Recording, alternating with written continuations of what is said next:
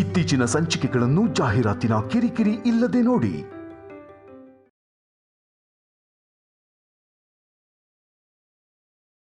ನಿನ್ನಿಂದ ಎಷ್ಟು ಕಷ್ಟ ಅನುಭವಿಸಿದೀವಿ ಗೊತ್ತಾ? ಪ್ರತಿ ಕ್ಷಣ ಸಾಯ್ತಾ ಬದುಕಿದೀವಿ. ನಾನು ಮತ್ತೆ ಈ ಮನೆಗೆ ಬರಬಾರ್ದು ಅನ್ಕೊಂಡೆ, ಆದ್ರೆ ನೀನ್ ಮತ್ತೆ ಈ ಮನೆಗೆ ಬರೋ ಹಾಗೆ ಮಾಡ್ದೆ. ನನ್ನನ್ನ ಶೌರ್ಯ ಪ್ರಾಣಕ್ಕಿಂತ ಹೆಚ್ಚಾಗಿ ಪ್ರೀತಿಸ್ತಿದ್ದ, ಅವನನ್ನ ಮರೆಯಲ್ಲ ಅನ್ಕೊಂಡಿದ್ದೆ. ಆದ್ರೆ ಶೌರ್ಯ ನಿನ್ ಸೆರ್ಗ್ ಹಿಡ್ಕೊಂಡು ಓಡಾಡೋ ಹಾಗೆ ಮಾಡ್ಕೊಂಡಿದ್ಯಾ. ಈ ವಿಷಯದಲ್ಲಿ ನಂಗೆ ತುಂಬಾ ದೊಡ್ಡ ಶಾಕ್ ಆಗಿದೆ. ಜಾತ್ರೆಯಲ್ಲಿ ನಿನ್ನ ಕತ್ತಲಿ ತಾಳಿ ಕಾಣಿಸ್ದಾಗ ನನಗೆ ನಿನ್ನ ಸಾಯಿಸ್ಬೇಕು ಅನ್ನೋಷ್ಟು ಕೋಪ ಬಂದಿತ್ತು. ಹೇಗಾದ್ರೂ ನಾನು ಈ ಊರು ಬಿಟ್ಟು ಹೋಗೋ ಅಷ್ಟರಲ್ಲಿ ನಿನ್ನ ಶೌರ್ಯನ ಬೇರೆ ಮಾಡ್ಬೇಕು ಅಂತ ತುಂಬಾ ಟ್ರೈ ಮಾಡಿದೆ. ಅಂಡ್ ನಿಂಗೊಂದು ವಿಷಯ ಗೊತ್ತೋ ಇಲ್ವೋ, ನಿನ್ನ ಹೆಸರಲ್ಲಿ ಬಂಗಾರ ಸೀರೆ ತಗೊಂಡು ಹೋಗಿದ್ ಕೂಡ ನಾನೇ.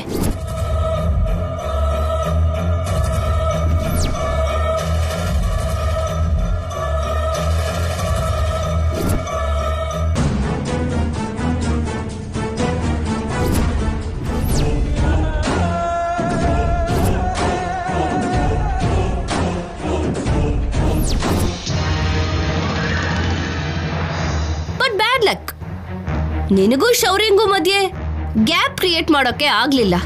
ಅವಾಗ ತುಂಬಾ ಬೇಜಾರಾಯ್ತು.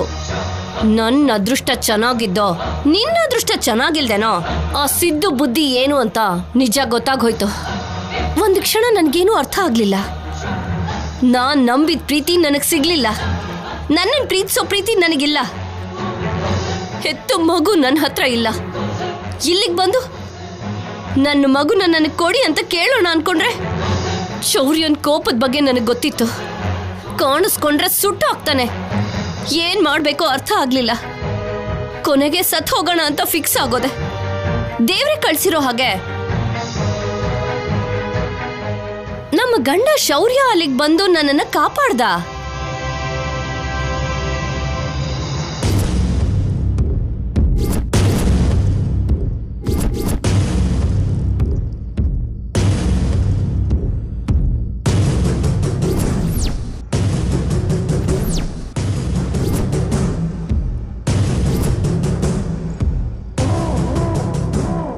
ಆಗ್ಲೇ ಫಿಕ್ಸ್ ಆದೆ ಶೌರ್ಯನ್ ಮನ್ಸಲ್ಲಿ ನನ್ ಮೇಲೆ ಇನ್ನೂ ಪ್ರೀತಿ ಇದೆ ಅಂತ. ಅದನ್ನ ಯೂಸ್ ಮಾಡ್ಕೊಂಡು ಮತ್ತೆ ನನ್ನ ಸ್ಥಾನಕ್ಕೆ ನಾನು ಬರಬೇಕು ಅಂತ.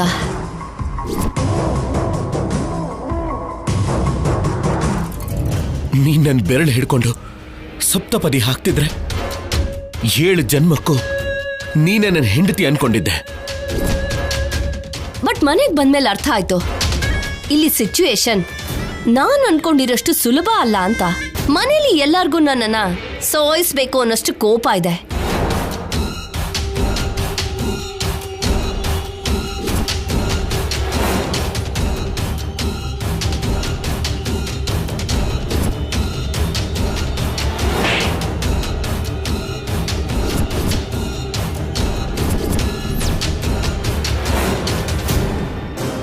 ತಕ್ಷಣ ನನ್ನ ಗೇಮ್ನ ನಾನು ಸ್ಟಾರ್ಟ್ ಮಾಡಿದೆ.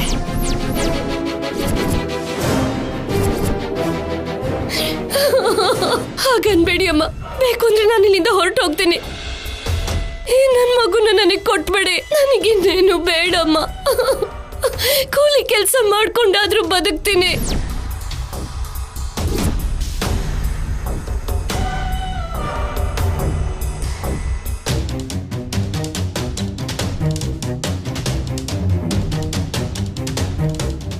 I like your expression. ಪಾಪ, ನಿನಗೇನು ಅರ್ಥ ಆಗ್ಲಿಲ್ಲ ಅಲ್ಲ? ನಾನಿವಾಗ ನಿಜವಾಗ್ಲೂ ಸಾಯೋದಕ್ಕೆ ಹೋಗಿದ್ದೆ ಅಂತ ಶೌರ್ಯನ್ ಜೊತೆಗೆ ನೀನು ಕೂಡ ಅನ್ಕೊಂಡೆ ಅಲ್ವಾ? ಅದೆಲ್ಲ ಪ್ಲಾನ್.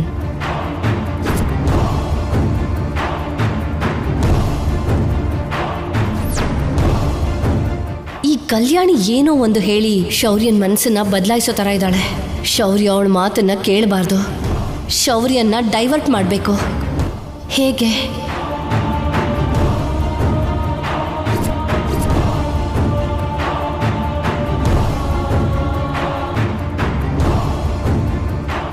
ಲಾಭ ಇಲ್ಲ.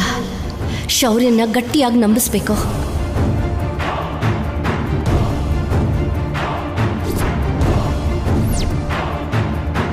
ನೀನು ನನ್ನ ಬಗ್ಗೆ ಹೇಳಿ ಶೌರ್ಯನ ಮನ್ಸು ಬದಲಾಯಿಸ್ಬೇಕು ಅಂತ ಟ್ರೈ ಮಾಡ್ತಿದ್ಯಾ. ಶೌರ್ಯ ಬದಲಾಗ್ಬಿಡ್ತಾನೆ ಅಂತ ಅನ್ನಿಸ್ತು. ಅದಕ್ಕೆ ಶೌರ್ಯಗೆ ನನ್ನ ಮೇಲಿರೋ ಕರುಣೆನ ಇನ್ನು ಸ್ವಲ್ಪ ಜಾಸ್ತಿ ಮಾಡಬೇಕು ಅನ್ಕೊಂಡೆ.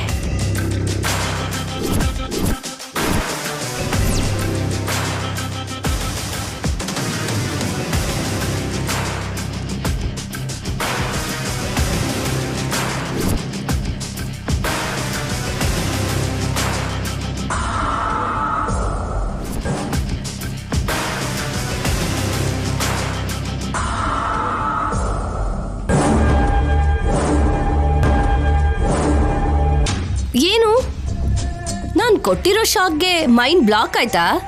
ತಲೆ ತಿರುಗ್ತಿದ್ಯಾ? ತಿರುಗುತ್ತೆ. ನಿನಗೆ ಅಲ್ಲ, ಮನೇಲಿರೋ ಎಲ್ರಿಗೂ ತಲೆ ತಿರುಗುತ್ತೆ. ಶೌರ್ಯ ನನ್ನ ಮತ್ತೆ ಹೆಂಡತಿಯಾಗಿ ಸ್ವೀಕರಿಸಿ ನಿನ್ನ ಮನೆಯಿಂದ ಹೊರಗಡೆ ಹಾಕೋ ದಿನ ಅತಿ ಶೀಘ್ರದಲ್ಲೇ ಬರುತ್ತೆ. ಅಲ್ಲಿವರೆಗೂ ಅಳ್ತಾ ಕೂತ್ಕೋ. ಹೇಗೂ ನಿದ್ರೆ ಬರಲ್ವಲ್ಲ, ಹೋಗು. ಹೋಗಮ್ಮ ಕಲ್ಯಾಣಿ, ಮೊದ್ಲೇ ಚಿಕ್ಕ ಹುಡುಗಿ ಅಲ್ವಾ, ಹೋಗು.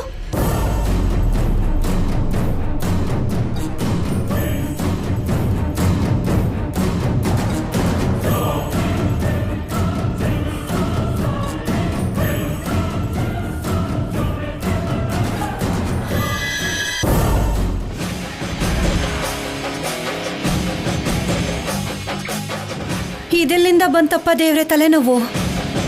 ಆ ಮಾಯಗಾತಿ ಮತ್ತೆ ನಮ್ಮನೆಗೆ ಕಾಲಿಟ್ಟಿದ್ದಾಳೆ.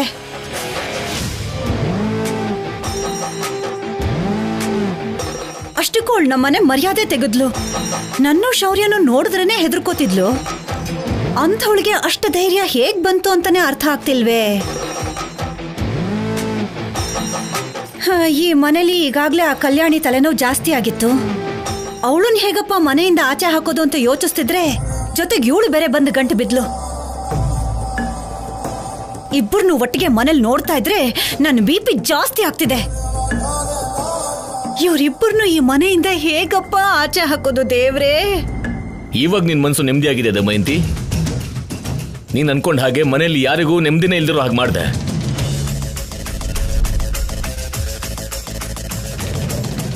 ಮನೆ ಮರ್ಯಾದೆ ತೆಗೆದಿದ್ದು ಆ ರಾಕ್ಷಸಿ ಅವಳನ್ನ ನೋಡಿದ್ರೆ ಅಸಹ್ಯ ಅಂತ ನಮ್ಮ ಮುಂದೆ ನಾಟಕ ಮಾಡ್ತಾನೆ. ಹಿಂದೆ ಮಾತ್ರ ಸಂಪದನ ಕರ್ಕೊಂಡು ಬರೋ ಹಾಗೆ ಚೆನ್ನಾಗಿ ಪ್ಲಾನ್ ಮಾಡಿದೀಯಾ. ಏನ್ರಿ ನೀವ್ ಹೇಳ್ತಾ ಇರೋದು? ನಾನು ಪ್ಲಾನ್ ಮಾಡೋದು ಅಂದ್ರೆ ಏನು? ನಾನು ಅವಳನ್ನ ಮನೆ ಕರ್ಕೊಂಡು ಬರೋದು ಅಂದ್ರೆ ಏನು?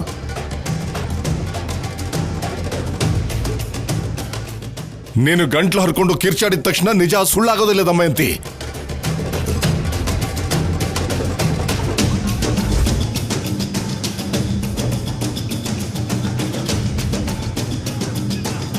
ಅಪ್ಪ, ನಾನೇನ್ ಸುಳ್ಳು ಹೇಳ್ತಾ ಇಲ್ಲ.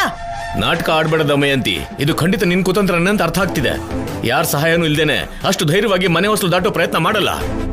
ನಾನ್ ಯಾಕ್ರಿ ಹಾಗೆ ಮಾಡ್ಲಿ? ಇಷ್ಟಕ್ಕೂ ನಿಮ್ಮೆಲ್ರಿಗಿಂತ ಜಾಸ್ತಿ ಅವಳನ್ನ ನಾನೇ ಈ ಮನೆಯಿಂದ ಆಚೆ ಹಾಕ್ಬೇಕು ಅಂತ ನೋಡ್ತಿರೋದು. ಹಾಗ್ ಮಾಡಿದ್ರೆ ತಾನೇ ನಿನ್ಗೂ ಇದಕ್ಕೂ ಯಾವ ಸಂಬಂಧ ಇಲ್ಲ ಅಂತ ನಾವು ನಂಬೋದು. ನಿಜ ಹೇಳು ದಮಯಂತಿ, ನಿನಗ್ ಗೊತ್ತಿಲ್ದೆ ನಿನಗಿಷ್ಟವಿಲ್ದೆ ಕಲ್ಯಾಣಿಗೂ ಶೌರ್ಯನಿಗೂ ಪ್ರಸ್ತಾನ ನಡೀತು ಅನ್ನುತ್ತಾನೆ ನಿನ್ನ ಕೋಪಕ್ಕೆ ಕಾರಣ. ಅಯ್ಯೋ, ನಾನು ಅವಳನ್ನ ಕರ್ಕೊಂಡ್ ಬಂದಿಲ್ಲ ತಾಯಿ ಅಂದ್ರೆ ನನ್ ಮಾತೆ ನಂಬ್ತಿಲ್ವಲ್ಲ. ನೀನು ನಾಟಕ ನಿಲ್ಸಿ ಅವಳನ್ನ ಮನೆ ಕರ್ಕೊಂಬಂದಿದ್ ನೀನೇ ವಾಪಸ್ ಹೋಗು ಅಂತ ಹೇಳು ಮರ್ಯಾದೆಯಿಂದ. ನೀನ್ ಕರ್ದಿಲ್ಲ ಅಂದ್ರೆ ಇಲ್ಲಿ ಯಾರು ನಂಬೋದಿಲ್ಲ. ಈ ತರ ಕುತಂತ್ರ ನೀನ್ ಮಾಡಿಲ್ವಾ? ನಾವು ನೋಡಿಲ್ವಾ?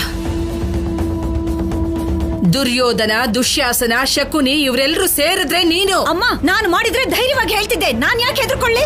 ನೀವ್ ನಂಬುದ್ರು ನಂಬದೆ ಹೋದ್ರು ಇದೇ ಸತ್ಯ. ಬೇಕು ಅಂದ್ರೆ ನನ್ ಗಂಡನ ಮೇಲೆ ಆಣೆ ಮಾಡಿ ಹೇಳ್ತೀನಿ. ಏನೇ ನನ್ ಮೇಲೆ ಆಣೆ ಮಾಡ್ತೀಯಾ? ನಿನ್ನ ಬೈತಿದ್ದೀನಿ ಅಂತ ಹಳೆ ದ್ವೇಷನೆಲ್ಲ ಮನಸ್ಸಲ್ಲಿ ಇಟ್ಕೊಂಡು ಮುಗಿಸ್ಬೇಕು ಅನ್ಕೋತಾ ಇದೀಯಾ? ಹಣೆ ಬೊಟ್ಟಿದ್ರೆ ನಿನ್ ಮುಖ ನೋಡಕ್ಕಾಗಲ್ಲ. ಅಂಥದ್ರಲ್ಲಿ ಹಣೆ ಬೊಟ್ಟಿಲ್ಲ ಅಂದ್ರೆ ನಿಜವಾಗ್ಲೂ ನೋಡಕ್ಕಾಗಲ್ಲ. ಅದ್ ಹಾಗಲ್ಲ ರೀ. ನಾನ್ ಹೇಳೋದನ್ನ ಯಾಕೆ ಯಾರು ಅರ್ಥನೇ ಮಾಡ್ಕೋತಿಲ್ಲ? ನಿಮ್ಮೇಲ್ ಬೇಡ ಅಂದ್ರೆ ನನ್ನ ಮೇಲೆ ಆಣೆ ಮಾಡ್ಕೋತೀನಿ, ಸರಿನಾ?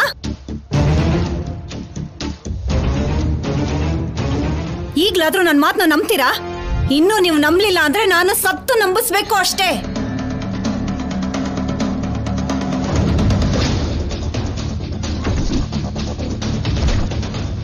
ಅತ್ತೆ, ಪಾಪ ದಮಯಂತಿ ಅತ್ತಿಗೆ ನಿಜವಾಗ್ಲೂ ಸಂಪದನ್ ಕರ್ಸಿದ್ರೆ ಅವ್ರ ಮೇಲೆ ಯಾಕೆ ಆಣೆ ಮಾಡ್ತಾರೆ?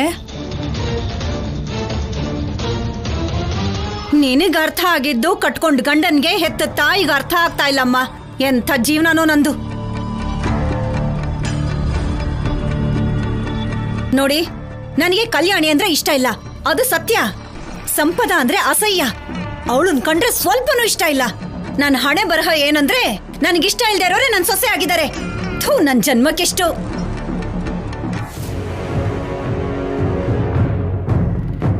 ದಮಯಂತಿ ಮಾತು ಕೇಳ್ತಿದ್ರೆ ಸಂಪದ ಈ ಮನೆಗೆ ಬರೋದ್ರಲ್ಲಿ ಇವಳು ಕೈವಾಡ ಇಲ್ಲ ಅಂತ ಅನ್ನಿಸ್ತಿದೆ ರೀ. ಹೌದು ಅತ್ತೆಮ್ಮ, ಯಾಕಂದ್ರೆ ನಿಜವಾಗ್ಲೂ ಅವಳೇ ಕರ್ಸಿದ್ರೆ ತನ್ನ ಮೇಲೆ ಆಣೆ ಮಾಡ್ಕೋತಾ ಇರಲಿಲ್ಲ.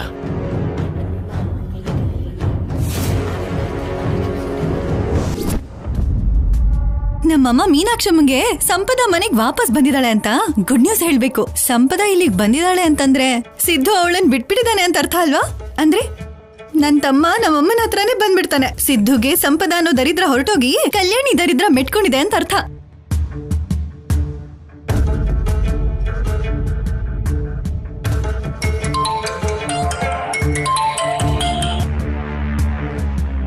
ಇವಳೇನು ಇಷ್ಟು ಬೆಳಿಗ್ಗೆನೆ ಫೋನ್ ಮಾಡ್ತಿದ್ದಾಳೆ?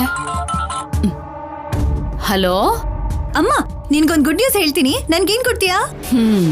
ಬೆಳಿಗ್ಗೆನೆ ತಮಾಷೆ ಮಾಡ್ತಿದ್ಯಾ? ಇದು ಸಾಧಾರಣ ಗುಡ್ ನ್ಯೂಸ್ ಅಲ್ಲ ಅಮ್ಮ. ನಿಂಗ್ ಗೊತ್ತಾದ್ರೆ ಖುಷಿಯಲ್ಲಿ ತೇಲಾಡ್ತೀಯಮ್ಮ. ನಾನ್ ನಿನಗ್ ಕೇಳ್ದೇನೆ ನೀನೇ 1 ಕೋಟಿ ರೂಪಾಯಿ ತಗೋಂತೀಯ. ಹೌದಾ? ಹಾಗಾದ್ರೆ ಹೇಳು, ನಾನ್ ಕೊಡ್ತೀನಿ ಅಂತ ನಿನಗ್ ನಂಬಿಕೆ ಇದ್ಯಾ? ನಿನಗ್ ವಿಷಯ ಗೊತ್ತಾದ್ರೆ ಆಕಾಶ ಇಷ್ಟೇ ಯಾಕಿದೆಯೋ ನನ್ನೈ ನೆನ್ನೆ ಅಂತ ಹಾಡಾಡ್ಕೊಂಡು ಕುಂಡಾಡ್ಬಿಡ್ತೀಯ. ಬೆಳಿಗ್ಗೆನೆ ನನ್ ತಲೆ ತಿಂದೆ, ಅದೇನು ಅಂತ ಹೇಳೆ. ಆ ಸಂಪದ ಇಲ್ವಾ ಅಲ್ಲಿ? ಇಲ್ಯಾಕಿರ್ತಾಳೆ? ಹಾಗಲ್ಲ ಅಮ್ಮ, ಇಷ್ಟು ದಿವಸ ಮನೇಲಿ ಒಂದು ಜಗಳ ಇಲ್ಲ, ಎಲ್ರೂ ಖುಷಿಯಾಗಿದ್ದಾರೆ ಅಂತ ಬೇಜಾರ್ ಮಾಡ್ಕೊಳ್ತಿದ್ವಿ ಅಲ್ವಮ್ಮ? ಈ ನಡುವೆ ಮನೇಲಿ ಬರೋ ಸೀನಲ್ಲಿ ಮಸಾಲ ಇಲ್ದೇ ಇರೋ ಸೀನು, ಜಗಳ ಇಲ್ದೇ ಇರೋ ಸೀನು ಕಮ್ಮಿ ಇದೆ ಅಂತ ಬ್ರಹ್ಮ ಅನ್ನೋ ಸ್ಕ್ರೀನ್ ಪ್ಲೇ ರೈಟರು ಸಂಪದ ಅನ್ನೋ ಕ್ಯಾರೆಕ್ಟರ್ನ ನಮ್ಮ ಮನೆಗೆ ಕಳಿಸ್ಕೊಟ್ಟಿದ್ದಾನೆ. ಏನು? ಏನೇ ನೀನ್ ಹೇಳ್ತಿರೋದು? ಸಂಪದ ಅಲ್ಲಿಗೆ ಬಂದಿದ್ದಾಳ? ಹೌದಮ್ಮ, ನೀನ್ ಶಾಕ್ ಆದೆ ಅಲ್ವಾ? ನನಗ್ ಗೊತ್ತಿರೋ ಹಾಗೆ ಆ ಸಂಪದಾಗೂ ಸಿದ್ದುಗೂ ಜಗಳ ಆಗಿರ್ಬೇಕು, ಅದಕ್ಕೆ ಕಳಿಸ್ಬಿಟ್ಟಿದ್ದಾನೆ. ಅವನು ಕೂಡ ನಿನ್ನ ಹತ್ರನೇ ಬಂದ್ಬಿಡ್ತಾನೆ. ಸಿದ್ದು ವಿಷಯ ಬಿಡೆ, ಆದ್ರೆ ಆ ಸಂಪದ ಮನೆಗ್ ಬಂದಾಗ ಆ ಶೌರ್ಯ ಅವಳನ್ನ ಸಾಯಿಸ್ಲಿಲ್ವಾ? ಅವ್ನ್ ಸಾಯಿಸ್ಬಿಟ್ಟಿದ್ರೆ ನಾನೇ ಖುಷಿ ಪಡ್ತಿದ್ದೆ ಅಮ್ಮ. ನಿಜವಾದ ಟ್ವಿಸ್ಟ್ ಏನಂದ್ರೆ ಆ ಶೌರ್ಯನೇ ಅವಳನ್ ಮನೆಗ್ ಕರ್ಕೊಂಡ್ ಬಂದಿದ್ದಾನೆ. ಅಂದ್ರೆ ಆ ಮನೇಲಿ ಯಾರು ಏನು ಹೇಳಿಲ್ವಾ? ಜಗಳ ಮಾಡ್ಲಿಲ್ವಾ? ಜಗಳ ಮಾಡ್ಲಿಲ್ವಾ ಅಂತಂತಿದ್ಯಲ್ಲಮ್ಮ. ಎಲ್ರೂ ಸೇರ್ಕೊಂಡು ಆ ಸಂಪದ ಮೇಲೆ ಆ ಶೌರ್ಯನ್ ಮೇಲೆ ಕೋಪದಲ್ಲಿ ಎಗರಾಡಿ ದೊಡ್ಡ ಯುದ್ಧನೇ ನಡೆದೋಯ್ತು ಗೊತ್ತಾ? ಆದ್ರೆ ಶೌರ್ಯ ಮಾತ್ರ ಸಂಪದ ಯಾರಿಗಿಷ್ಟ ಇರ್ಲಿ ಇಲ್ದೇ ಇರ್ಲಿ ಈ ಮನೇಲೇ ಇರ್ತಾಳೆ ಅಂತ ಹೇಳ್ಬಿಟ್ಟ. ಆಗ ಎಲ್ರ ಮುಖ ಹೇಗ್ ಬಾಡ್ ಹೋಗಿತ್ತು ಗೊತ್ತಾ? ಸಖತ್ ಮಜವಾಗಿತ್ತು. ಏನಾಯ್ತು ಅಂತ ಕೇಳ್ತಿಲ್ಲ ನೀನು? ಯಾಕೆ ಅಂತ ಕೇಳಮ್ಮ. ಯಾಕೆ? ಯಾಕಾ? ಸಂಪದ ಯಾವ್ದೋ ದೊಡ್ಡ ಪ್ಲಾನ್ ಹಾಕೊಂಡೇ ಬಂದಿರ್ತಾಳೆ. ಇಲ್ಲಿರೋರ್ನ ಎಲ್ರನ್ನೂ ಚೆನ್ನಾಗಿ ಆಟ ಆಡಿಸ್ತಾಳೆ ಅಂತ ಅನಿಸ್ತಿದೆ. ಆ ಸಂಪದ ನಿಜವಾದ ಹೆಂಡತಿ ಆಗ್ತಾಳೆ, ಕಲ್ಯಾಣಿ ಡಮ್ಮಿ ಹೆಂಡತಿ ಆಗ್ತಾಳೆ ಅಂತ ಎಲ್ರಿಗೂ ಒಂದೇ ಸಮ ಟೆನ್ಷನ್ನು. ಅಮ್ಮ, ಹೇಗಿದೆ ಗುಡ್ ನ್ಯೂಸು? ನಾನು ಎಷ್ಟು ಹೇಳಿದ್ರು ಆ ಸಿದ್ದು ನನ್ ಮಾತೇ ಕೇಳಲಿಲ್ಲ. ಇವಾಗ ಇದನ್ನೆಲ್ಲ ಹೇಳ್ತೀನಿ, ಬದ್ಲಾಗ್ತಾನೇನೋ. ಅಂದ್ರೆ ಸಿದ್ದು ನಿನ್ ಜೊತೆನೇ ಇದ್ದಾನ ಅಮ್ಮ? ಅಯ್ಯೋ, ಇವಳತ್ರ ಬಾಯಿ ಬಿಟ್ಬಿಟ್ನಲ್ಲ. ಹೇಳಮ್ಮ. ನಿನ್ನತ್ರ ಒಂದ್ ನಿಜ ಹೇಳ್ತೀನಿ, ಯಾರಿಗೂ ಹೇಳ್ಬೇಡ. ಹಾ ಸರಿ ಸರಿ ಹೇಳು.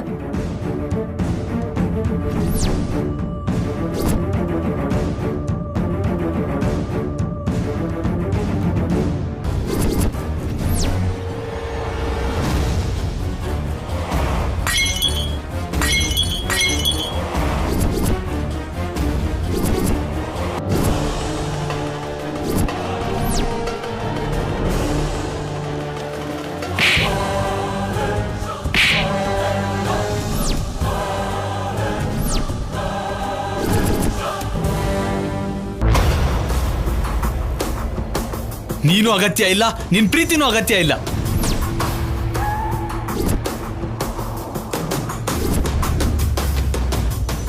ಇಷ್ಟೆಲ್ಲ ನಡೆದ್ರು ನನಗೊಂದ್ ಮಾತು ಹೇಳಿಲ್ವಲ್ಲ?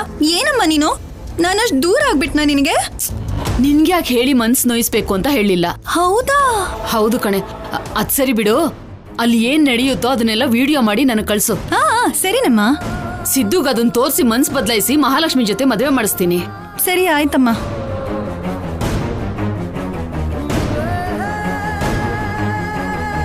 ಸಂಪದ ಶೌರ್ಯ ಏನ್ ಮಾಡಿದ್ರು ಸರಿ, ಅದನ್ನ ವಿಡಿಯೋ ಮಾಡಿ ಸಿದ್ದು ಕಳ್ಸಿದ್ರೆ ಆವಾಗ ಅವ್ನ್ ಬದಲಾಗ್ತಾನೆ.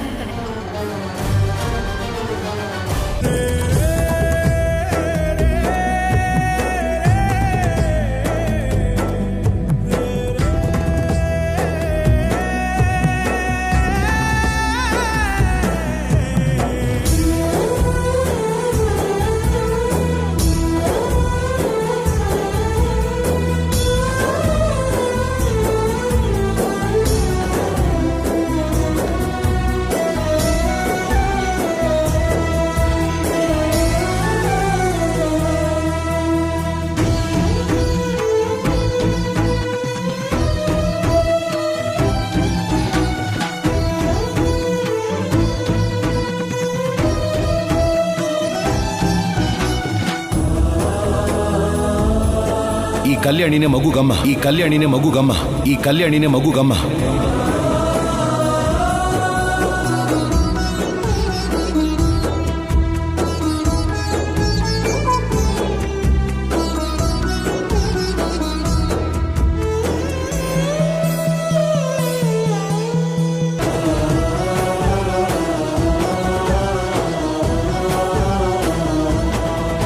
ಎಲ್ರೂ ಹೇಳ್ತಾ ಇರ್ತಾರೆ ಒಂದು ಗಂಡಸಿನ ಗೆಲುವು ಹಿಂದೆ ಒಂದು ಹೆಂಗಸಿರ್ತಾಳೆ ಅಂತ. ಆದ್ರೆ ನಿಮ್ಮಿಬ್ಬರು ನೋಡ್ತಿದ್ರೆ ಇಬ್ರು ಒಬ್ಬರನ್ನೊಬ್ರು ಅರ್ಥ ಮಾಡ್ಕೊಂಡಿರೋದಿಕ್ಕೇನೆ ಕಲ್ಯಾಣಿ ಅವ್ರ ಒಳಗಿರೋ ಟ್ಯಾಲೆಂಟ್ ಹೊರಗೆ ಬಂದಿದೆ ಅಂತ ನಮ್ಗೆ ಅರ್ಥ ಆಗ್ತಿದೆ.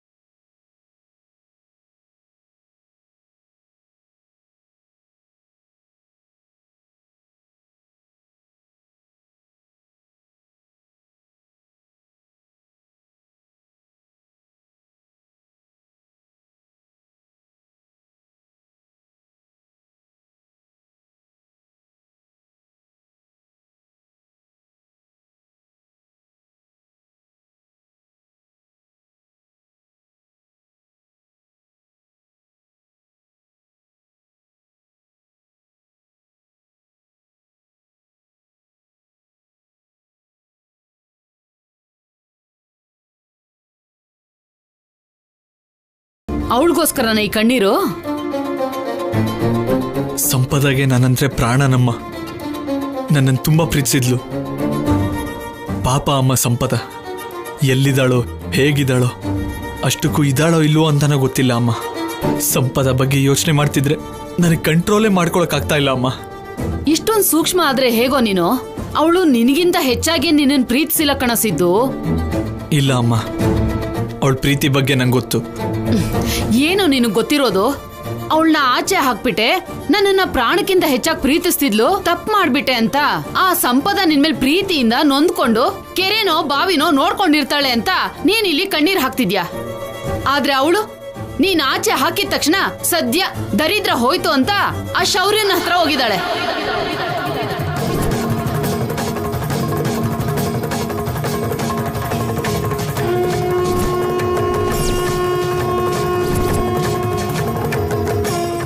ಆ ಶೌರ್ಯ ಏನು ಮಾತಾಡದೆ ಮಹಾರಾಣಿ ತರ ನೋಡ್ಕೋತಿದ್ದಾನೆ.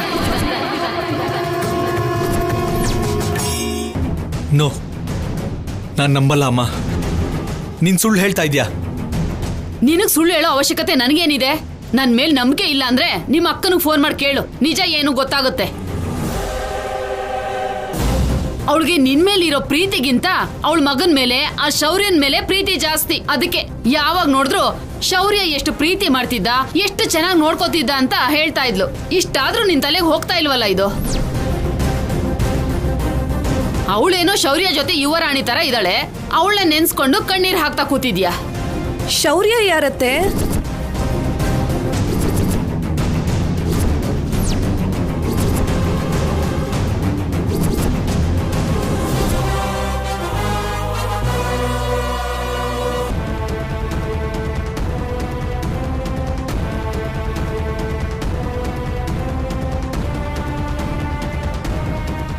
ನೀವೇನೋ ರಹಸ್ಯ ಮುಚ್ಚಿಡ್ತಾ ಇದ್ದೀರಾ. ಸಂಪದಕ್ಕ ಎಲ್ಲಿ ಹೋಗಿದ್ದಾಳೆ? ಅಷ್ಟಕ್ಕೂ ಶೌರ್ಯ ಯಾರು? ಸಂಪದಕ್ಕ ಅಲ್ಲಿಗೆ ಹೋಗಿದ್ದಾಳ?